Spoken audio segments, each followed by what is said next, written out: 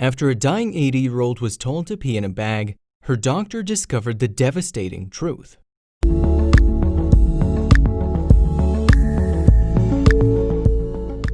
In front of Dr. Marco Diplano is a terminally ill, elderly patient whose body is ridden with cancer.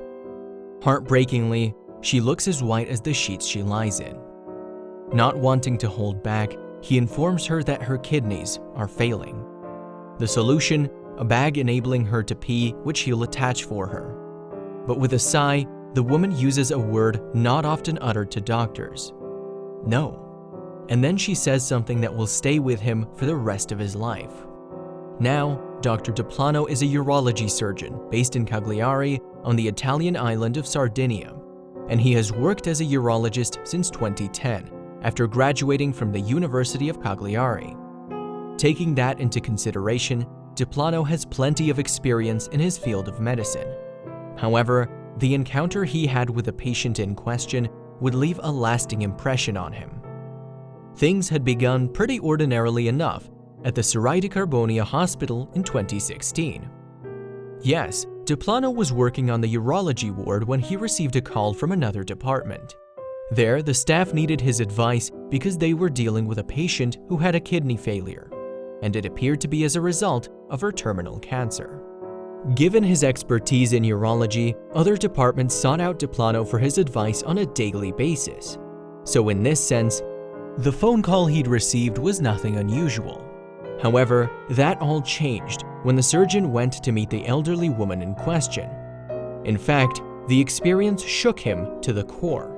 Indeed, the doctor, then 37, felt the need to recount his interaction with the lady on Facebook.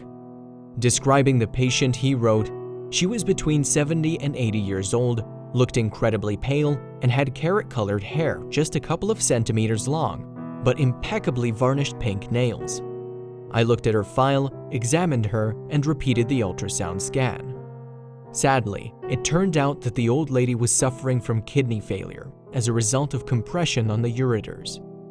Now, these tubes connect the kidneys to the bladder, allowing for urine to be expelled out the body through peeing. As such, they play an important role in keeping the body healthy.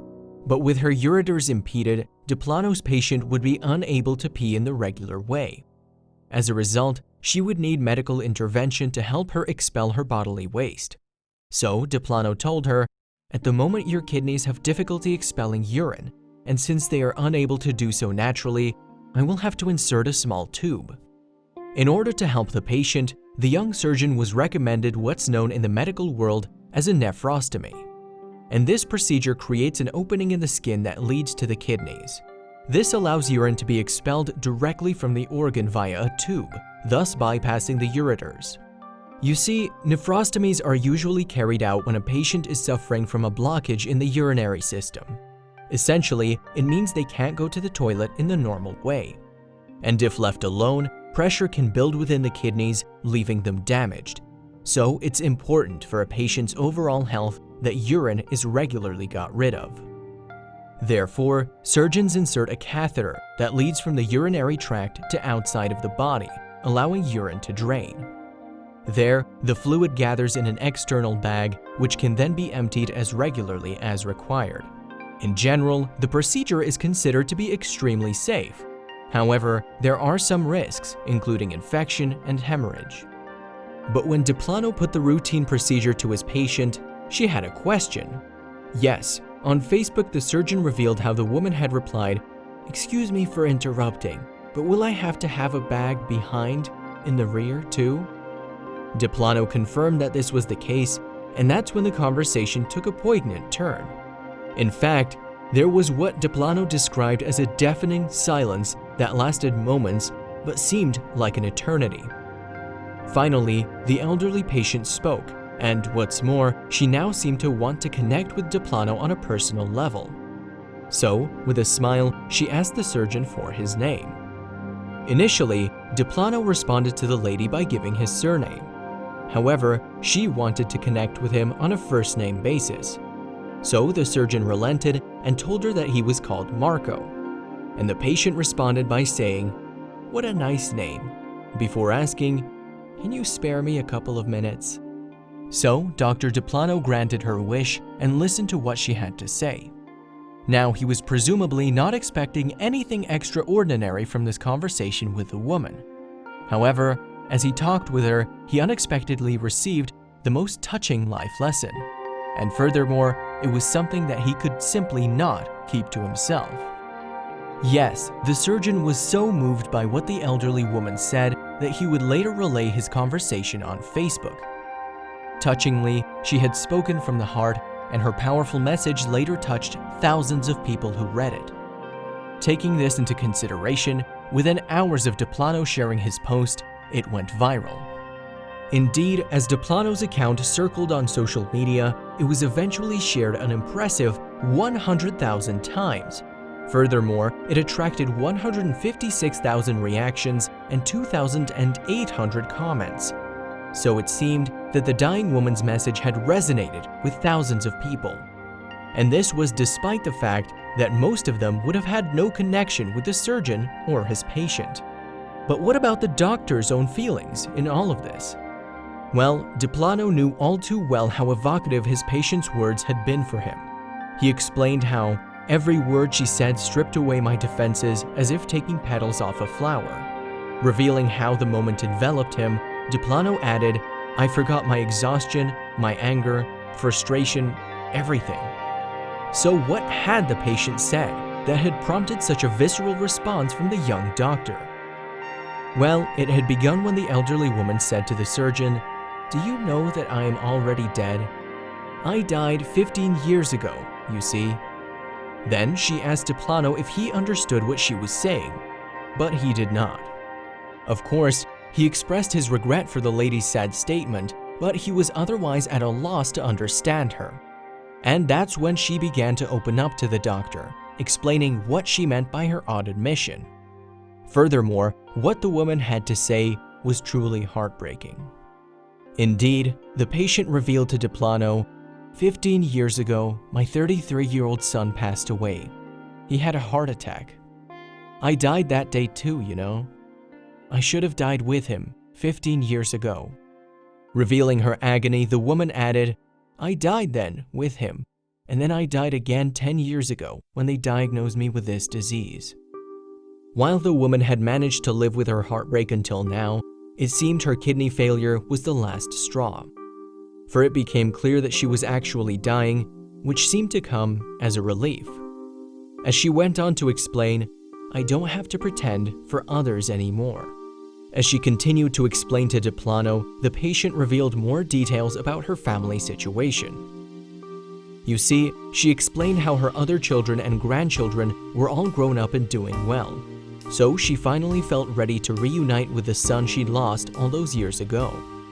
She told the surgeon, "I want to go join him." And with that, she made a decision. Yes, given that she no longer feared death, the woman decided to turn down Diplano's offer of a nephrostomy. In fact, she told the urologist, "What's the sense in living a few more days with a bag, suffering and causing pain to my loved ones? I have my dignity." And then the patient turned to Diplano with a question. She asked, "Will you be offended if I don't want to do anything? I'm tired. I'm ready to entrust myself to the hands of God. Tell me the truth. Will I suffer?" Well, Diplano assured his patient that it was up to her how to proceed. However, he tried to broach the subject of the nephrostomy once more. But the woman simply wouldn't consider the procedure. And she told Diplano firmly, "Marco, I said no. It's my life. I've decided. If you want something to do, let's stop the transfusion. Then I can go home and eat ice cream with my grandson." So, faced with peeing in a bag or living out her days with dignity, the patient chose the latter. Astonishingly, the patient's honesty left Diplano feeling floored. However, he admired her decisiveness. Writing on Facebook, the surgeon said, "I forgot the years of study, the thousands of pages I'd read, the rules, the facts. I felt naked and disarmed facing this candor, this awareness of death." Furthermore, the normally professional doctor found himself caught in an unlikely scenario. That's right, so overcome was Diplano by his patient that he struggled to contain his emotions and had to compose himself. As he went on to explain, I turned around to write in the file so the nurse wouldn't see the tears in my eyes. I was so moved. Anyone who knows me knows that's not usually me. But Diplano's tears didn't go unnoticed by his insightful patient. You've guessed it. Realizing the surgeon was upset, the woman asked him, "Marco, does this touch you?" Responding with honesty, Diplano said, "Yes, a bit, ma'am. I'm sorry." However, the dying woman reassured him, "No, it's nice. Thank you. It makes me feel important." And on that note, she emphasized that she was responsible for the decision alone. You see, the dying lady said, "If my children come and start screaming at you, call me and I'll give them a good telling off. You write on your report that I'm fine." And the patient had yet another request for Diplano. What's more, it was almost a kind courtesy to round off the final touching interaction. Yes, she uttered, "Marco, can I ask you something else?" She said, "You're a special young man. I can tell, and you're destined for great things. Can you give me a kiss, like the kisses that children give their mothers? I will pray for you and my son. I hope to see you again." As you can guess, Diplano obliged and gave the lady a kiss, and later he would write on Facebook, "At that moment, she was the most beautiful woman in the world. Bright, determined, mom, grandma, in a word, pure love." And more importantly, the doctor said that the patient had given him the most touching life lesson of his life. Following her chat with Diplano, the woman soon returned to her ward. But the encounter would stay with the surgeon for some time, leading him to reflect on the interaction on social media. There, he explained how the woman had helped him to rethink his attitude towards death and accept it as she had. That's correct, because Diplano reflected, "Things that years of study don't teach you. I felt so small there, in front of this magnitude. Suffering is part of love. It brings people together sometimes even more than love itself. And sometimes a kind word is a more powerful cure than the most modern drug. Whatever you think, cherish the journey." And, clearly judging by the attention Diplano's Facebook post received, he wasn't the only one the woman's words had resonated with. For beneath the surgeon's update, one commenter said that the story had taught her an amazing life and death lesson. Meanwhile, another person said of Diplano, "Doctors should all be like this." But that's not all. Elsewhere, another person added a comment which read, "I think it's right what the lady said. Everyone should have the right to opt for dignity. Thank you, doctor. I'm moved and speechless." And another commenter enthused, "Congratulations, Dr. Diplano. I admire your profound humanity." But the urologist was minded to take all the praise in his stride. Yes, while Diplano was moved by the comments, he said he had simply done his job by respecting the woman's wishes. Writing on Facebook once again, he said, "I'm really amazed, flattered, surprised and excited to see how a simple post can trigger all this media ruckus. I just reported an excerpt of everyday life. Thank you so much." As he continued to explain, "You patients are not all the same, and each one of you needs your own time. Above all, we doctors are just men and women with our limitations and personalities. Most importantly, we are not God. Life ends when it has to end, and just like you, we are helpless bystanders." From there, Diplano went on to talk about his own life journey. Indeed, Diplano continued, "First and foremost, I am Marco, not Dr. Diplano, with all my strengths and weaknesses. I have my own difficult character, even though I leave my personal problems outside the hospital doors. I'm only human, and I have so much to learn." Nevertheless, the surgeon was grateful for the kind words he'd received.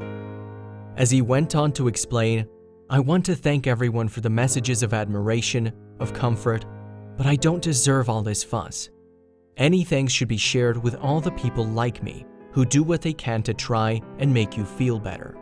And on that note, the post ended.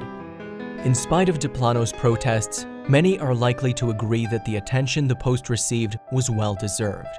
After all, his encounter underlines that not even doctors and medical professionals have all the answers.